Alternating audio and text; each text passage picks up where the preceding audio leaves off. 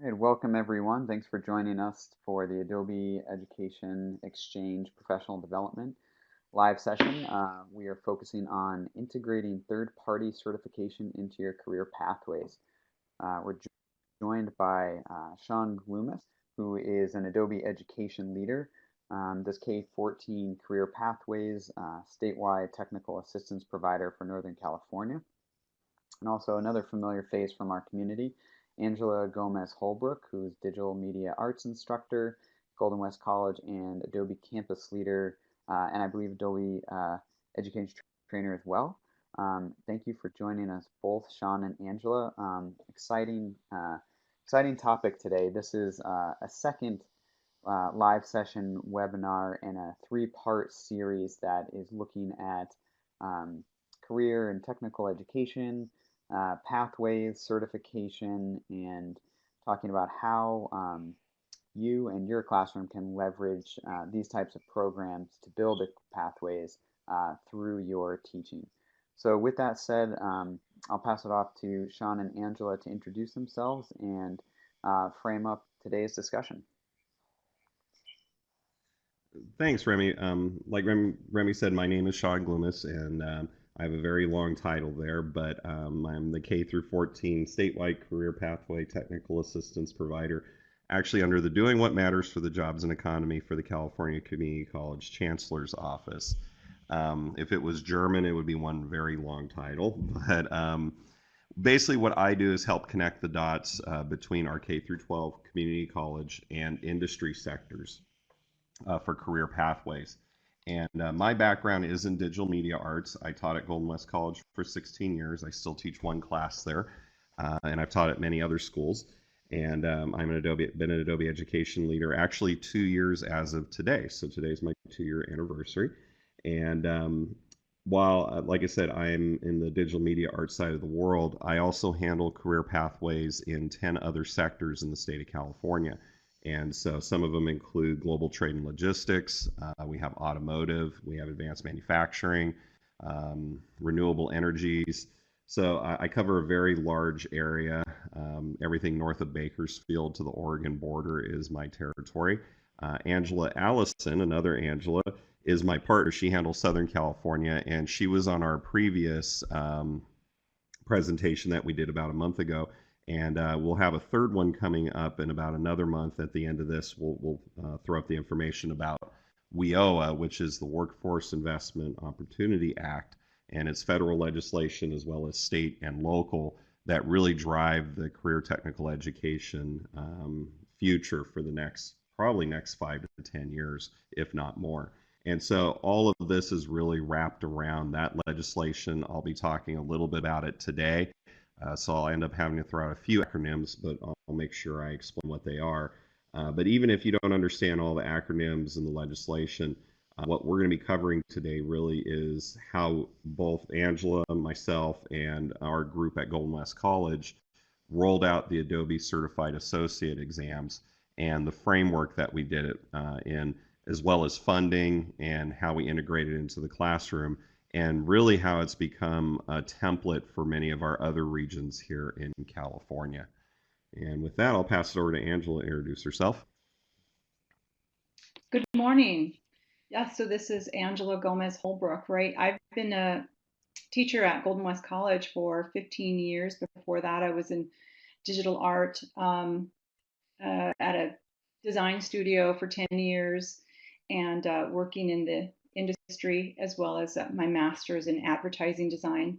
So over the years working with Sean, we had the opportunity to create this with the grant that we wrote and got the opportunity to get the Adobe certification on the campus as a site license. So I look forward to talking about that today, and I'm happy to be here.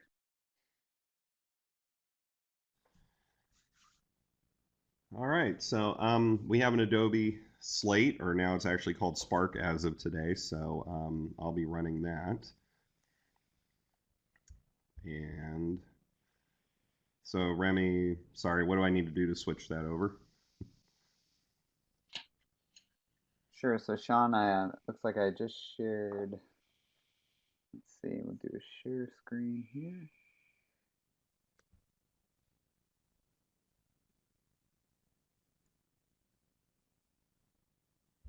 There we go.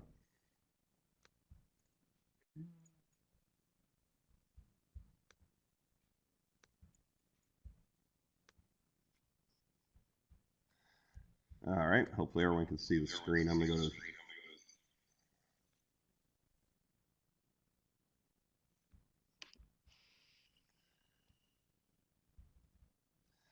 All right. So today's going to really focus... Are real quickly on this, are you guys getting feedback from me? Yeah, Sean, getting a little feedback. I'm going to turn down my audio. So today's going to be really talking about the Adobe Certified Associate exams and how we integrated those exams into our program at Golden West College, and using not just our local funding, but we had statewide funding in California as well as regional funding to make sure that we can pay for these exams for our students. We'll talk a little bit about equity and the cost of these, and really trying to offset that, and really leveraging the ACAs as well in the classroom as not just a teaching tool, but as a marketing tool as well.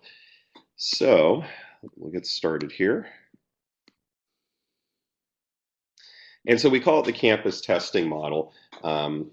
And I'll let Angelo start off here and just kind of give a real quick overview of what the ACAs are for those of you who are not familiar with them. And then we'll kind of get into the nitty-gritty here. Okay, so I'll cue you to scroll down as we go.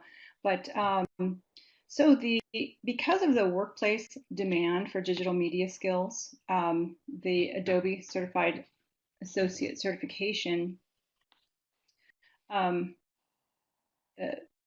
be applied, and so overall, what we've done is we've brought it into the classroom using a site license, and purchased that license so that we could use it all year long. We are able to get students, after we teach them for 16 weeks, we're able to teach them the core classes, and then we offer the testing, and we can offer it to faculty and students within our campus. And then we were able to proctor the test. Last night I proctored a room full of college students and some teachers as well. And some were taking Premiere, some were taking Illustrator, some were taking Photoshop. And so I type in all my information and they can take the test for free without having to pay for the test. And so that testing is kind of an integral part of our program now at Golden West, as well as other programs up and down the state. But a little bit of back history on why we approached this the way we did. About 2 years ago, as a department, we were looking at changes in career technical education, both at a federal and a state level. And with WIOA, the WIOA, you can go and Google that and read to your heart's content. It is a very large piece of legislation. But the WIOA legislation at the federal level, which went into law last July when the president signed it, really changed the landscape for career technical education, as well as work-based learning and a lot of other what we would traditionally call vocational backgrounds in the United States. And as part of that, when we start really drilling down into the legislation at a local level, third-party industry recognized certifications is a huge part of it. And one of our issues in California, as well as other states throughout the United States, was our funding model on completions. And it used to be at a college level, to be a completer, you had to complete an entire certificate program between 12 to 18 units. That could be like 4 to 6 classes, or an associate of arts degree. And that could be up to 2 years. And what we knew as instructors and people working in the field was we had more and more people coming into our programs that were coming just to upskill, to learn a new skill set. So maybe they're coming to learn web design, or they're coming to learn Photoshop because their job demanded that, and or they were displaced workers as well, and they were transitioning into a new career. Those people were not being counted because they weren't getting the full certificates or degrees. They take one or two classes and come in and go out. We call it on-ramping and off-ramping, just like a freeway. You might have someone get on real quickly and get off, a half a mile down the road, or they might stay on and continue on. And over the last few years, along with WIOA legislation, other legislation here in California, now we are treating short-term certifications as well as third-party certifications as markers of success in our system. And so we knew that, like I said, about 2 years ago, we knew that our laws were changing as well. And we stepped back as a department and said, how can we integrate a third-party certification into our digital media arts program? And so the Adobe Certified Associate was nice and easy. It already existed with Certiport, which is the provider for it. And there are a few others as well, just to kind of throw them out there. We also were doing Final Cut training, as well as Avid and Pro Tools. And so that was our grouping of certifications that we decided to look at first. And the ACA being the largest of the group and the most accessible as well. So understanding the changes that are happening out there was key to why we did it. Also, it was really the right thing to do for our students as well. The other part of this was funding. And so right now the ACAs are roughly, I think, about $169 to $200 per test if you're out in the open world and paying for it yourself. And many of our students just don't have that type of money to spend on the tests. And so we stepped back and said, look, how can we use our funding to actually purchase this licensing? And there's a lot of different ways to do this. The Carl Perkins grants, for those of you who are in the United States, we get our Perkins money both at the K through 12 and the community college level. It's a little different in each group, but Perkins can be used to purchase licensing. You can't pay for individual tests. There are some restrictions on that, but you can buy licensing. And so what we did at Golden West was we set aside funding from our Perkins grant 2 years ago to purchase our licensing from Certiport. And Angela brought it up a little while ago. Our licensing is a site-wide license. So it's actually, let me back up on that. It's actually a seat license. And it is for one of our classrooms at Golden West. So we have 4 classrooms, about 120 max in 4 different rooms. And that licensing was for that room. And it allows us to do testing for, we can either charge or for free. It's up to us as a testing center. We opt not to charge our students. And we can test. They give us 500 licenses, but if you do get up to the 500, they do Certiport basically rolls it over. So you don't have to worry about, I don't want to say unlimited. They don't like it when I say unlimited, but we've never run out of licensing is probably the best way to put it. And so from a structural standpoint, an internal and how we approach this, we went out, bought this license. We now had it in our classroom. And so we have this one room that we can test in. And we then started rolling that out into the classroom. And so I think I got a little bit ahead of ourselves here, but I'll catch us up. One, and Angela might actually be able to speak to this a little bit, excuse me, a little bit better than I can. I'm more on the admin side now, but integrating it into the classroom was key.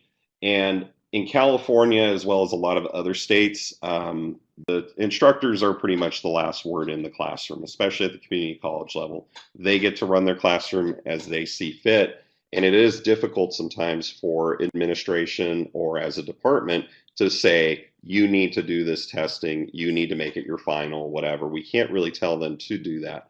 And so we took a very holistic approach to this with our, we had 18 instructors total in our department.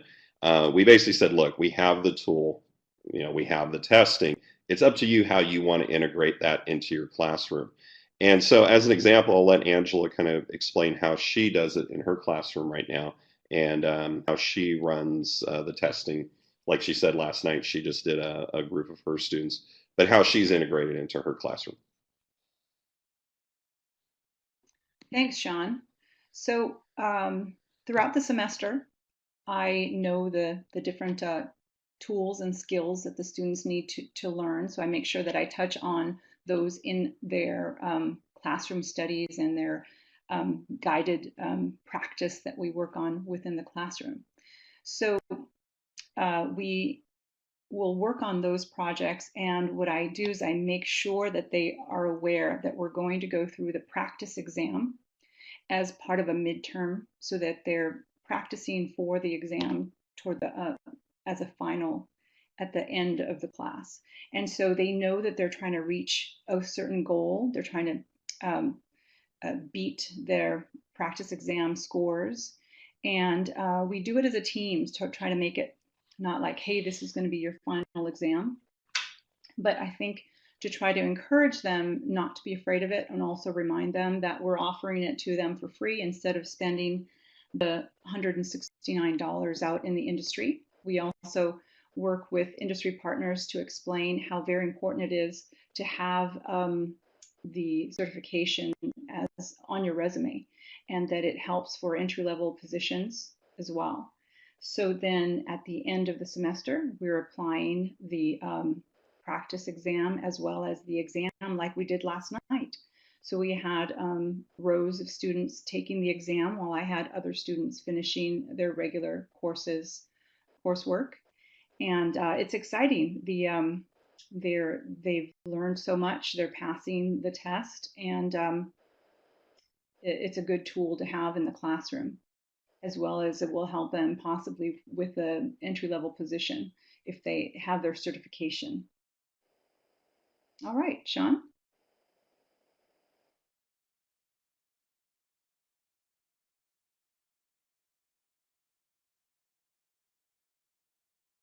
Sean, can you hear me?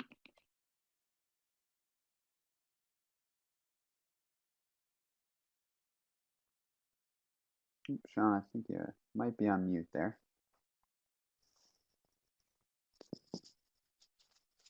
Angela, thank you. Well, Sean works on his mic. Thank you for sharing some of the details, what you do in the classroom with ACA. And I'm curious, maybe as Sean gets set back up here and connected with his mic, um, can you talk a little bit about maybe what some of your students who have used who have been awarded their ACA, what they're doing now, and how it's benefited them?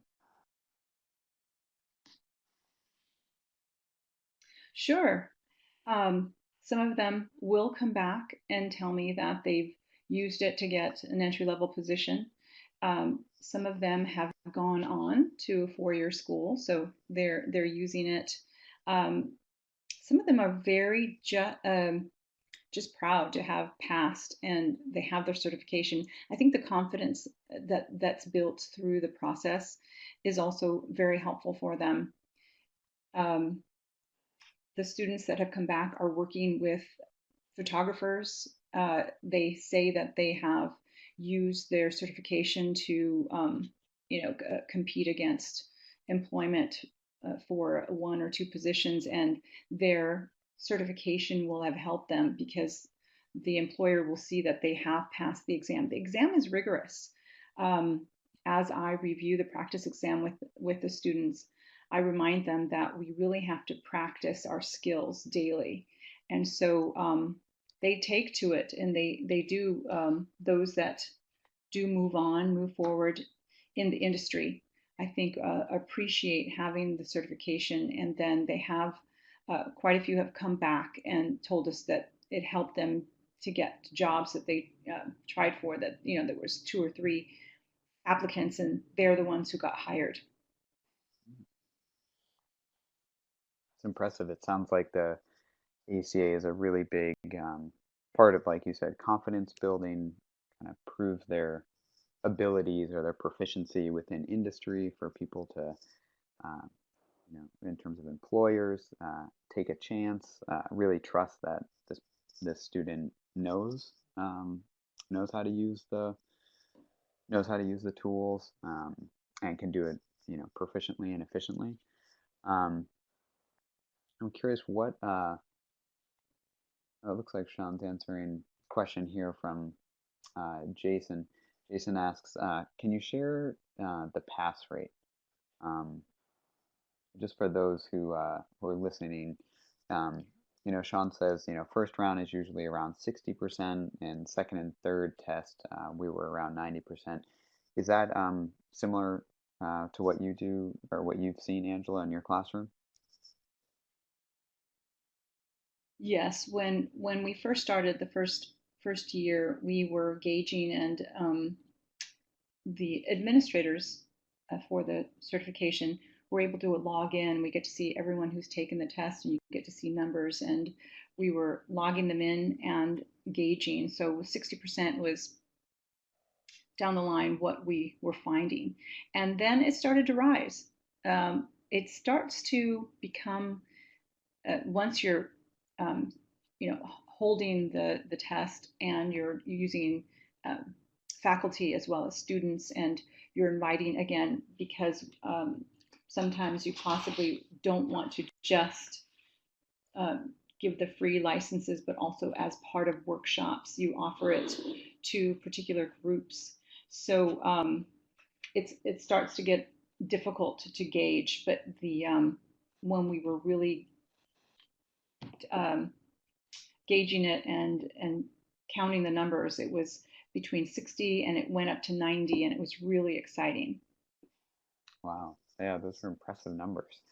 Um, do you have just sort of continuing this questioning and thought process? I'm thinking about I'm a teacher. I want to teach to the ACA exam. Um, I may be also a little hesitant to teach to a test or have that sort of philosophy of teaching to a test. Um, would you say that your approach to um, teaching changed as you were implementing the test? And if it did, how did you sort of reconcile that? Did you really change the way you taught or the activities, or did you feel like the ACA exam was a really good capstone to what you've already been teaching and how you've been teaching? Absolutely. I think that it's an excellent guide.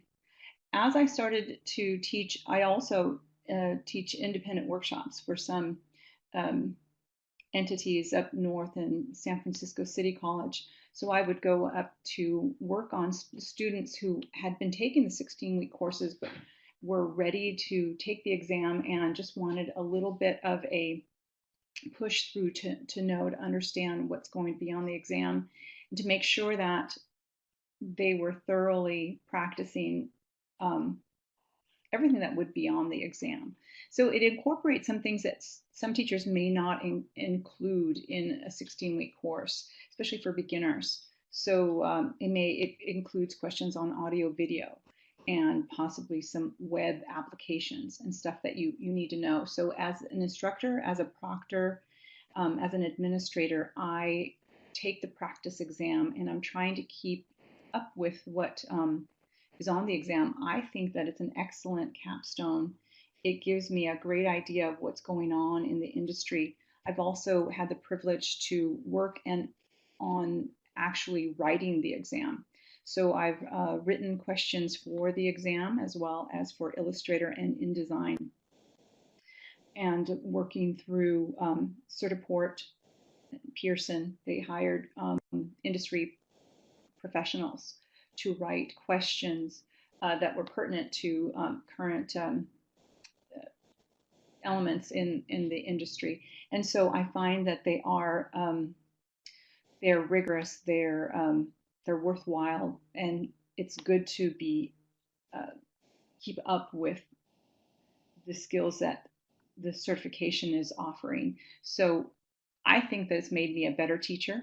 It keeps me to teaching current teaching the current skills that are necessary in the industry. Thank you. Thank you, Angela.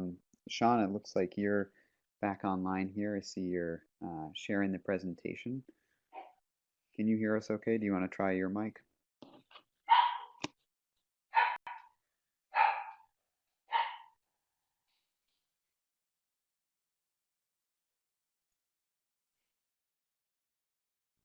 So sorry about the little technical snafu there. I had some microphone problems on my end of the world.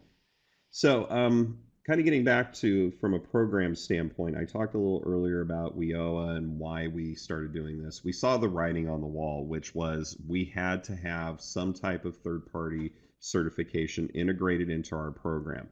And so we went out, found our funding through Perkins to pay for it. It was roughly about $5,000 for our license. What I would suggest to do is talk to your Certiport rep. I know there's been some price changes in the last few months, not huge ones, but I don't want to quote pricing and then you go back and ask Certiport for that pricing. But it is reasonable when you really look at your ROI on this. Just to say at $200 a test, if you give 300 tests, it starts adding up very quickly, and it gives the opportunity for those students really the no charge to the student. It makes it equitable in the classroom. We can, from a student who doesn't have the money to people who might be able to afford it, it really levels the playing field for the students in the classroom to actually get certified and then walk out of the classroom with that. And if you look at Florida, the K through 12 system in Florida has a program where they actually purchase it at statewide level, and they administer the tests in high school before they graduate. They actually have a payout program as well to the local schools. And I know, don't hold me to this one, but I think Wisconsin or Minnesota is coming on board as well with some conversations we had. So this is happening nationwide. It's always good to ask your district or your university or wherever you may work if they already own the license. We had a community college here in California that had been paying for the license every year, but had never done any testing at all. They were just paying the bill and not utilizing the testing. So a lot of schools may be a Microsoft, an MOS testing center. So Microsoft has something very similar to this.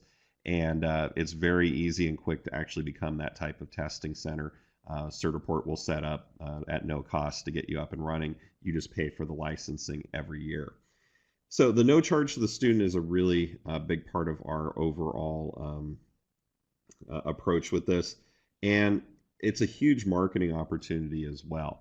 So once you start actually administering the test and integrating it, you can advertise that you're a testing center and that you offer that testing as part of the class.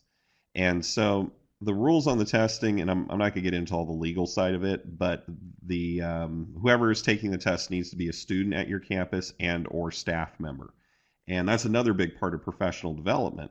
So if you have your staff as well as getting them in and getting them trained, and this kind of goes back to the marketing opportunities as well, is getting the recognition if you're a digital media arts department, or let's say a digital media department, or you might be an art department, where you're teaching all of these tools, is getting the rest of the campus to actually start realizing what you as your department offers, and you could get that certification. Let's just say Photoshop is kind of a baseline for everyone on the campus. More and more people are using the software, especially if your campus also owns a site-wide license for the software.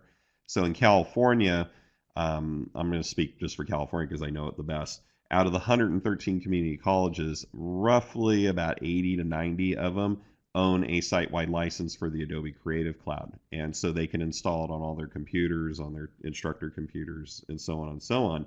And with that software being installed, more and more of our staff members and our faculty need to learn it. And so this is a great way to integrate the professional development, not just with your department, but with the other departments and other educational programs across the campus.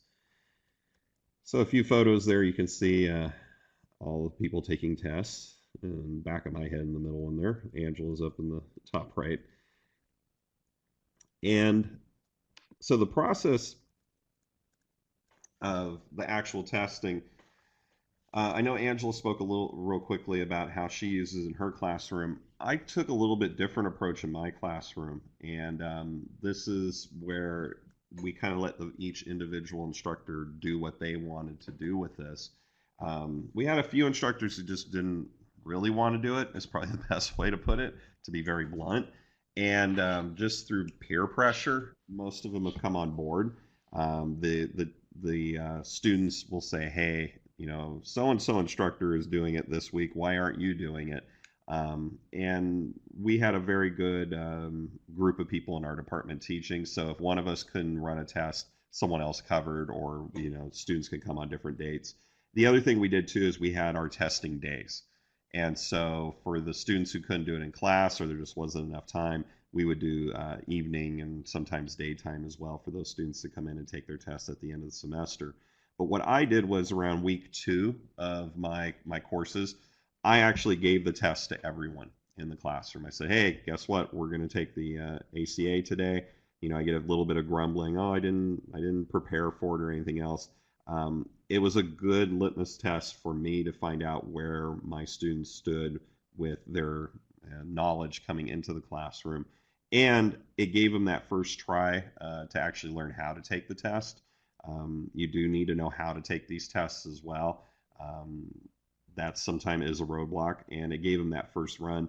And I would say my last time I did this, I had about 40% of my students pass that in about week 2. So they were all happy, "Hey, I passed. I actually know something." And this allowed me to then kind of figure out where my students were knowledge-wise, and it helped me decide where we were going to go in the class as well. I taught web design, so it was the Dreamweaver, and Photoshop is usually the one I push the hardest, just because it's the 800-pound gorilla in the room.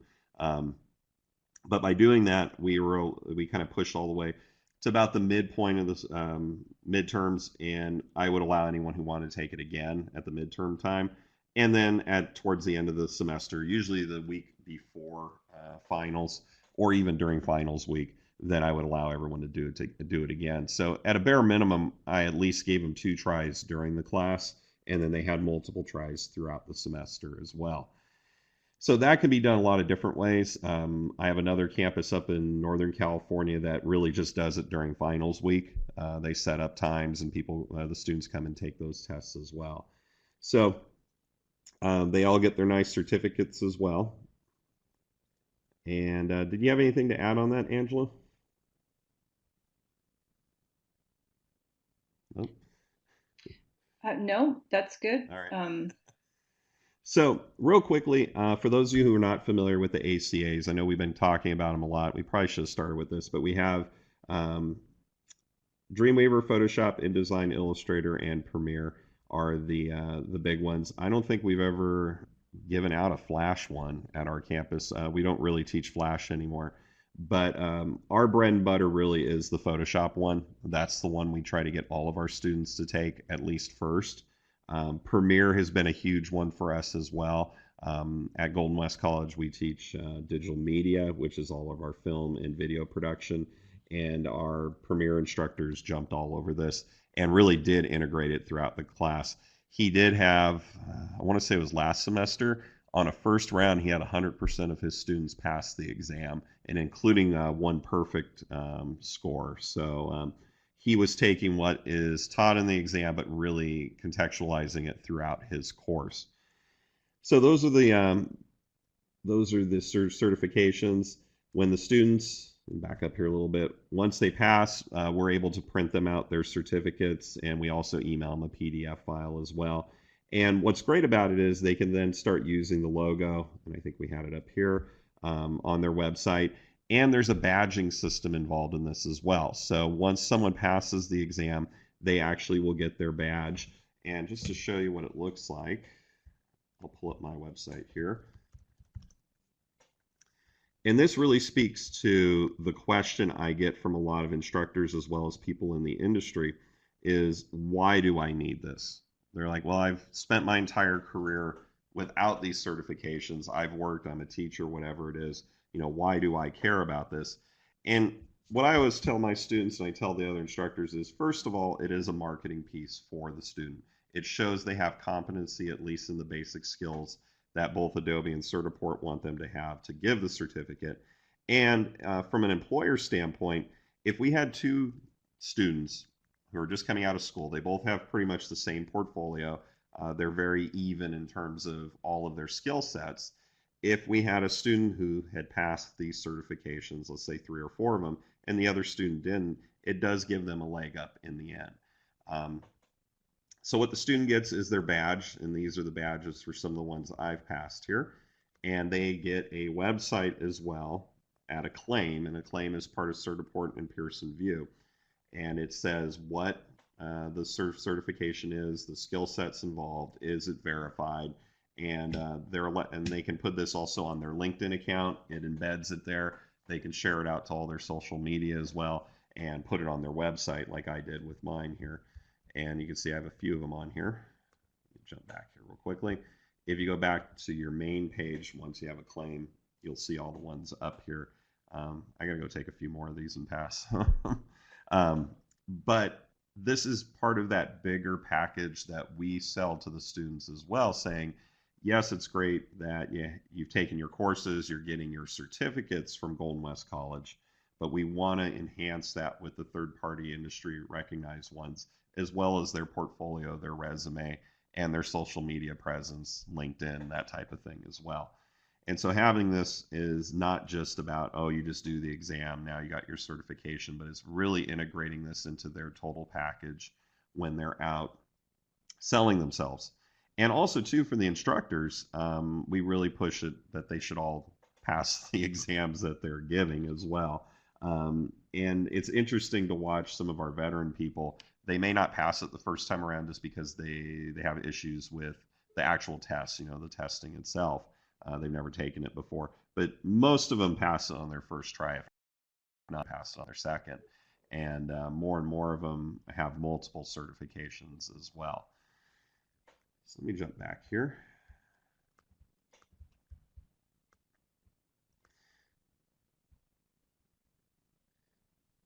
So we took this actually to the next step, or next level. So we have it fully integrated into our program. We have more and more schools throughout California, San Francisco City College, as well as San Francisco Unified. We worked with them. That's kind of my job now at the state level. And they rolled out a program very similar to what we did in Southern California. But another part of this, and like I said, we took this to the next level, which was beyond our program. And we saw an opportunity from the marketing side in our area here in Orange County. And just to give you a little bit of a background of what we have to deal with in Orange County just for the community colleges, we have 9 community colleges, all of them with a student count over 15,000, all within about 15 to 20 minutes of each other. All 9 of those schools also have a digital media arts program, Golden West College being the largest of all of them. But we all compete for the same students constantly. Also, we've seen a decline in the 18 to 24-year-old students, and we've seen an uptick in the older students. Our department at Golden West, our average age was around 33 years old. It wasn't 18-year-olds, so we had a lot of people coming back for many reasons to be educated. And even though we're one system at the state level, we really still compete for the bodies and seats. That's how we get paid. And so from a much larger, 30,000 foot level, we decided that we needed to become the school that everyone sent their students to from that transition from K through 12 to community college. And we leveraged our ACA testing in a lot of different ways that not only helped us, but helped the region start adopting the ACAs at the K through 12 level as well as the community college level. So what we did is we have an entire framework here in California with our, we call them deputy sector navigators, but there are industry specialists. And we have one for ICT digital media, we have one for global trade and logistics, and we have one for business, small business. And we approached them and said, how about we put on a series of 10 workshops with the Adobe products as well as a few other products over an entire semester. They pay us to do that. And they actually gave us, it was roughly $30,000 for 10 workshops. They're able to advertise it to their people that they serve, and we'll advertise it to our K through 12s as well as our community college instructors. because these were courses that we were running, they were paid for. They fell under our contract. The instructors as well as our students as well from our county area came to Golden West College, and we ran these on Saturdays. And our very first one that we ran was on Photoshop. So it was like an introduction to Photoshop and a kind of an intermediate Photoshop, as well as giving the tests that day. So these instructors, there was a total of 68 of them that showed up, and we only had seats for about 30. So we were able to break them into two groups. Angelo taught one group, and I ended up doing the other. And we prepped them for the test. We went through, we said, look, you have skills, let's get you ready. We had curriculum from Certiport. And at the end of the day, we tested all of those instructors. And it was a total of 14 different K through 12 schools. We had 7 of our community college and actually 4 of our four-year schools, roughly. I might be off on those numbers a little bit, who showed up for this training. And we got them certified. And the next step beyond that was now they all know that we do the certification. We offer it for free to our students. They were our students because it was paid for by our regional people.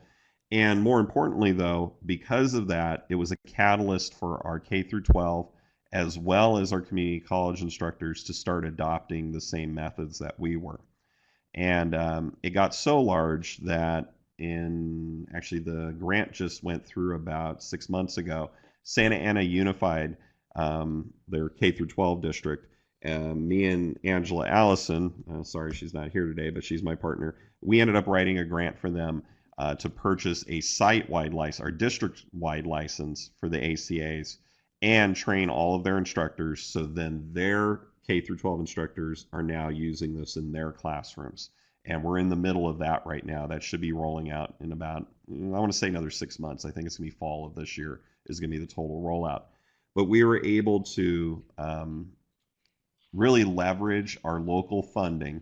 That helped our DSNs, those people that were giving us the funding, to hit their grant goals because they had to do professional development. We were able to use our ACA license still on our campus, pay for those courses and bring in those students, which were teachers, and get them certified so then they go out and adopt the same certification in their classroom. And we would give them the whole spiel on WIOA and how it's important to have it in their classroom. And that model we're using it more and more. We're working with Certiport on really hammering out that model and showing how it works and the nitty gritty details of it as well. But the great part of this was we took $10,000 out of that money and paid for another 2 years of our certification. So within year one, we had 3 years paid without rolling back to our grant funding with our Perkins money, which can only be used for a certain amount of time. So we monetized it in a way so we can continue offering it free to our students. We can continue doing our workshops and bringing in and educating our instructors in the region and use it as a model statewide as well. Angela, I know I've been talking a lot here. Sorry about that. But do you have anything to add on that? Actually, maybe you can speak to what San Francisco did and how you worked with them on it. Right, thanks. So just recently, we did a series of 10 workshops with San Francisco City College, and then this particular semester we did 5 workshops. So working with those DSNs, those industry specialists who have grants, who have funding, and they have to spend it. And so they learn about this opportunity, and they have hired us to do workshops for them, again, including that same rundown that Sean just described, where we would have a workshop day, and then we would have either testing at the end of the day, or we would run a separate day for another workshop and testing. The Photoshop exam is rigorous, so often we'll do double up on the Photoshop workshop, interactive guided practice with the best practices in Photoshop, and then do a separate day altogether for, again, some more practice and exam. And so we've applied that with San Francisco City College, and they have it has worked out really well. We've also done particular days with Premiere. We've done particular days with Illustrator, and we've actually ran workshops for other programs as well with WordPress, but not running the test on that as well. So the the DSN, the individuals will tell us what programs they'd really like to have on their campus. Sometimes they don't have those specialties, and we are lucky enough to have a good group of instructors here that we like to take with us, and we send them to the workshops in San Francisco. So that has worked out nicely for those deputy sector navigators who keep coming back for more. The program is working well. They're able to spend their funding. It functions to get their faculty and their students certified, and I think that it works out on all levels.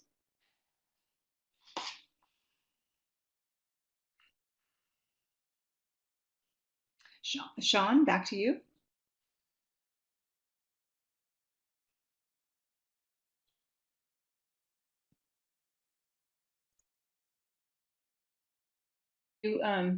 Before we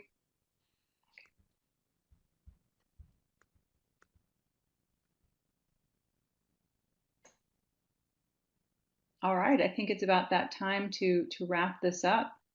Um, I think that I'll ask Sean to go over again. We talked about possibly using grants and Title I funding. We we discussed how the certification is recognized globally, and it gives a significant advantage when competing in the workforce. Also, in some schools, I'll have to ask Sean about that, it's accepted as college credit. And Sean, are you ready? You want to take over? So, just to kind of wrap up here, there's a lot of different ways to approach the ACAs. We did it more as an integrated part of our classroom to get them certified, and we looked at different funding models. Angela just brought up that it can be college credit depending on the schools. That is an agreement that needs to be made between the schools. We are really pushing it very hard here in California, not just with the Adobe ones, but all of the certifications as part of articulation.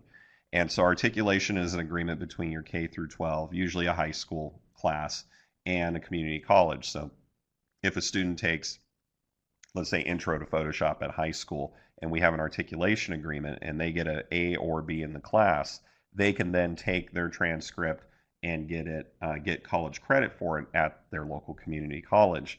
One of the issues that comes up with articulation is what we call credit by exam. It's the final exam. And what's great about the ACAs, or let's say the Microsoft or any of the other ones out there, is it's very hard for either side to argue that they will not accept that as the final exam because it is the industry recognized standard. So if you're having issues with articulation or dual enrollment, especially if you have instructors who are dragging their feet or saying, I'm not going to accept that coursework from the high school and college, this is a really good way to kind of make that a moot point and say, look, this is the industry wants this. This is what we've, it's a third party that's doing this. So there's a lot of other opportunities and a lot of other ways to integrate the certification. We talked about how we use it as a marketing tool to bring in our students, and then the students we do have is to leverage it as a marketing tool for themselves once they leave as well. So I really encourage you, Certiport.com is where you can go and take a look at all of the nitty gritty part of this and figuring out what works for you and what doesn't. I really suggest that you contact them as well. They've got some great reps that work for them, and they've worked with us for a long time. I always suggest too, if you come up with some great ideas on how you want to use it, contact them first and get them involved as early as possible. I just learned that from my own experience in the workforce. But everything that we always did, the first thing we did is we contacted our people at Certiport and said, hey, first of all, is this kosher? Is this okay to do? or is this an issue? How can we work around it? Is it something someone else did, or is this something completely new that we can work with you on to make it a model in other parts of the country as well as around the world? So, with that said, let me jump back here. I'll give the screen back to Remy. And if you have any questions, please feel free to contact either me or Angela, or like I said, Certiport as well. And we're always more than happy to help you guys out with any questions you may have or anything that is going on out there with you. And if you have ideas too, my job is to make those connections and look for best practices. So I'm always eager to find out how other people are using the ACAs in their classroom, as well as out in the field, both at the company and industry level, as well as the education level. Great. Well, Sean and Angela, thank you very much for your time today and for your stories, and also I think instruction on integrating, integrating the ACA into school, into your work, into your teaching. I want to let everyone know that is watching and tuning in that we will have the third part in this series of webinars coming up on June 14th, same time at 9 a.m. Pacific time, 12 p.m. Eastern. And the title is Career Pathway Alignment. How does this affect my school program? You can find that on the Education Exchange, on the Professional Development section, along with upcoming MOOCs or collaborative courses and workshops. Thank you both again on a great presentation, and look forward to future presentation and providing this recording to our community. With that, I will sign off and say thank you for tuning in. All right, thank you for having us. Thanks.